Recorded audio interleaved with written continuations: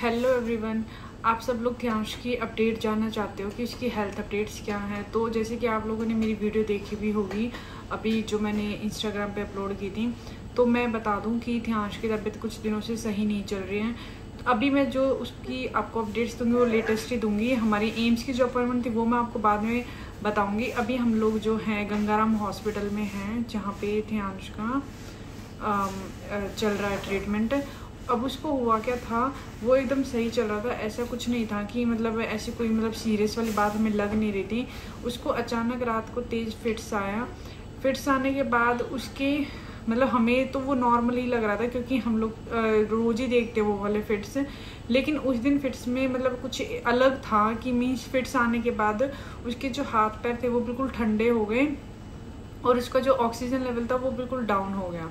तो हमने सोचा कि शायद ये नॉर्मल होगा, लेकिन ऐसा नहीं था। जब मैंने ध्यांश को अपनी गोद में लिया और जब उसके हाथ पैर देखे तो उसके नेल्स भी बिल्कुल ब्लू हो चुके थे। तो मुझे हुआ कि इसका शायद ऑक्सीजन लेवल डाउन हो गया है।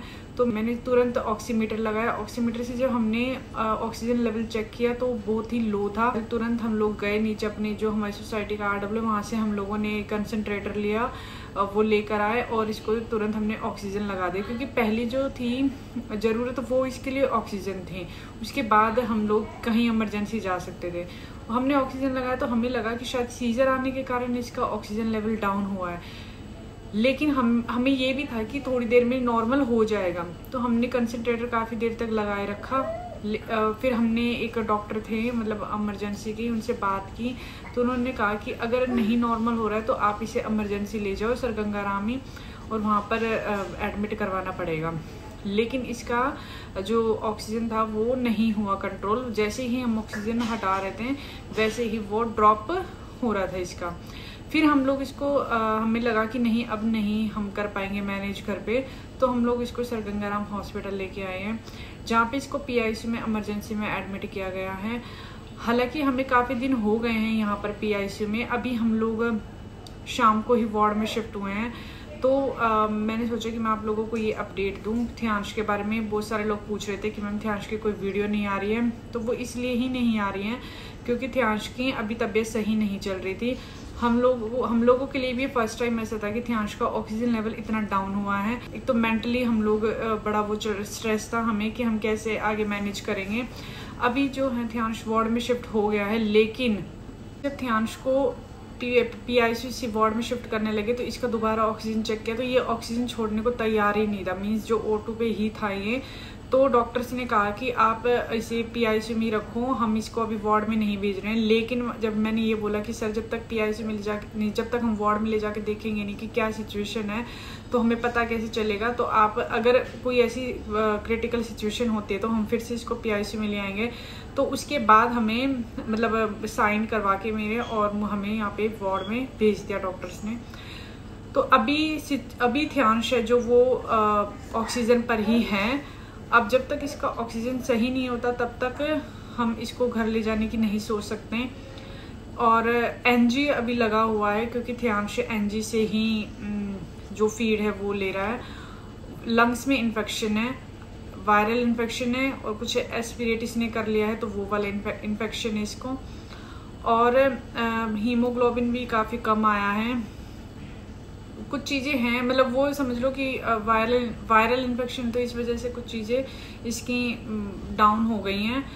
अभी आँख जगा हुआ है, अभी आप लोगों को दिखाऊंगी। यहीं पर ही मेरे पास में बेड पर ही लेटा हुआ है।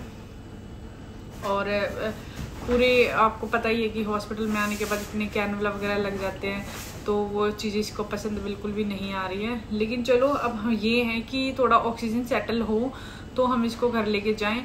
अब हम डॉक्टर्स आएंगे तो उनसे यही बात करेंगे कि अगर मान लो हमें यही है कि सिर्फ ऑक्सीजन की ही इसको नीड हो रही है तो हम अगर वही रखना है तो हम वो चीज़ घर पर भी कर सकते हैं।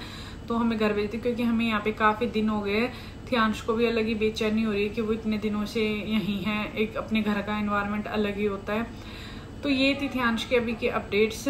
सीजर्स ध्यांश को आ रहे हैं। जो ये वाली सिचुएशन हुई है वो सीजर्स के कारण ही हुई है। 2-3 कारण बता रहे हैं लेकिन हमें मेन सीजर ही लग रहा है कि सीजर जो इसको वो तेज सीजर आया था, 2-3 दिन से इसके सीजर ज़्यादा चल भी रहे थे, लेकिन उस दिन वो हुआ कि उस सीजर ने इसका ऑक्सीजन जो लेवल था वो डाउन कर दिया। कल जब हम वार्ड में लेकर आए हैं तो उसमें भी यही हो रहा है कि जैसे इसको रात को सीजर आया तो इसके हाथ पैर ठंडे पड़ गए, जिसमें कि ऑक्सीजन पर ही था। तो हमें अभी ऑक्सीजन हटाना सही नहीं लग रहा है, और तो अभी तो रखेंगे इसको एनजी पे भी रखेंगे। उन्होंने पैक ट्यूब के लिए हमें बोला है, वो हमें काफ़ी बार बोल चुके हैं, लेकिन अभी हम लोग बहुत हमने सोच समझ के हम लोग इस चीज़ के लिए एग्री हो गए थे कि चलो अब नहीं कोई और हमें सॉल्यूशन दिख रहा है तो हम पैक ट्यूब इसको लगवा देते हैं।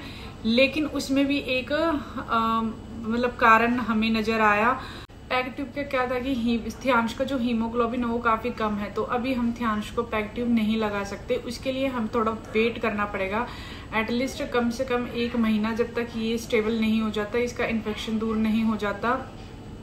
और उसके बाद जब जैसे ही इसका इन्फेक्शन होगा तो हम दोबारा उसके बारे में सोचेंगे। अगर हमें लगेगा कि सिचुएशन वैसे नहीं, तब तक थियांश को एनजी पर ही रखेंगे, उससे ही फूड देंगे, क्योंकि उसका बार बार लंग्स में जा रहा है, वो एस्पिरेट कर रहा है, तो मतलब उसकी मसल जो है यहाँ की वीक हो चुकी है, जो फूड पाइप वगैरह, तो इस वजह से हम उसको अवॉइड ही करेंगे। थोड़ा भी कुछ टाइम के लिए मुँह से खाना नहीं देंगे, और अगर रिकवर जल्दी कर जाता है तो उसके बारे में सोच सकते हैं कि फिर से हम एटलीस्ट लिक्विड तो देना शुरू कर दें।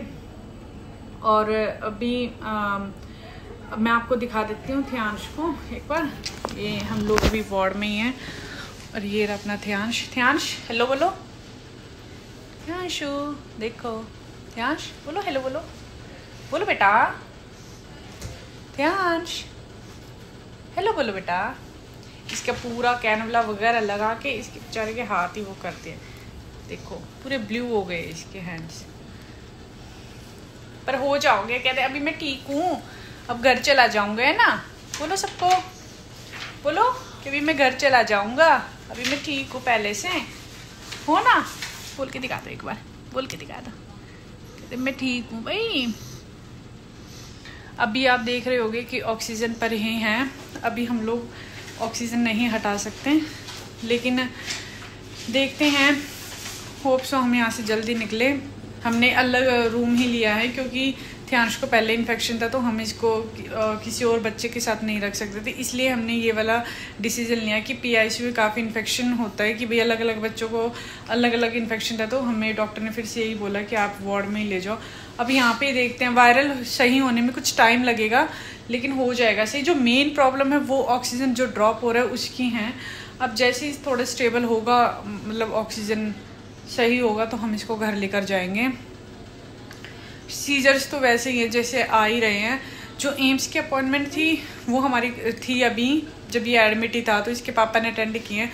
वो बातें मैं आपको बाद में बताऊंगी कि वहाँ के डॉक्टर्स ने क्या बोला, वो भी एक लंबी मतलब है, तो मैं आपको बाद में बताऊंगी।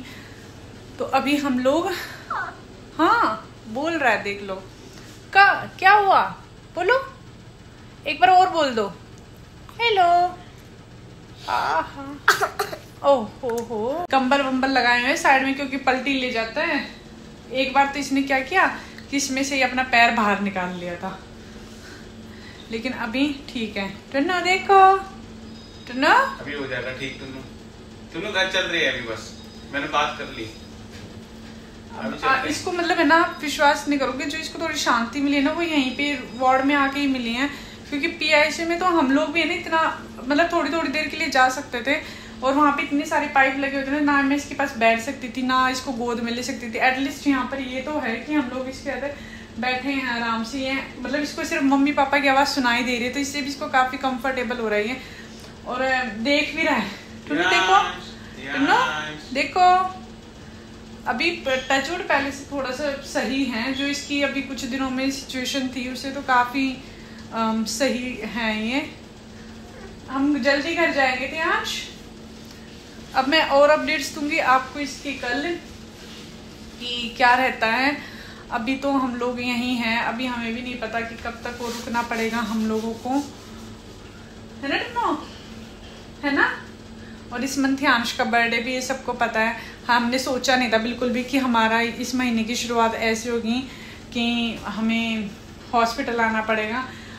हालांकि हम लोगों को ये पता था कि सिचुएशन कभी भी वर्स्ट हो सकती है, लेकिन ये नहीं पता था कि इतना हो जाएगा अब की बार। पर कोई बात नहीं, अब जैसा भी है बस अब हम घर चले जाए तो थोड़ी शांति मिलेगी, नहीं है ना टिनो? अभी एनजी पर ही इसको रहना पड़ेगा, कम से कम अभी तो रहना पड़ेगा इसको 1-1.5 महीना तो रखेंगे ही। उसके बाद हम डिसाइड करेंगे पैक ट्यूब का कि लगवानी है या नहीं लगवानी है। थोड़ा सही हो गया है, अगर लगवानी होगी तो फिर हमारे पास कोई और ऑप्शन है भी नहीं, तो फिर हम लगवाएंगे। तो चलो अभी मैं नेक्स्ट व्लॉग में मिलती हूँ आपसे, और फिर हम लोग और जो थी इसके डिस्कस करेंगे कि क्या रहेगा आगे। तो ओके, बाय बाय। अपना प्यार और ब्लेसिंग्स देते रहना। अभी सबसे ज़्यादा ज़रूरत थी हंश को ब्लेसिंग्स की। हालांकि मेरे को पहले ही ये मैसेज आप लोगों को डाल देना चाहिए था, क्योंकि मुझे लगता है कि तभी ज़्यादा मतलब ब्लेसिंग्स की ज़रूरत होती है, लेकिन मुझे बिल्कुल भी टाइम नहीं लगा था कि मैं कोई मैसेज अपडेट करूँ। तो अब जब मुझे टाइम लगा तो मैंने ये आप लोगों के लिए व्लॉग बनाया, और कोशिश करूँगी कि कल भी ध्यांश के अपडेट्स आप लोगों को दूँ। और ध्यांश तो ओके, बाय बाय।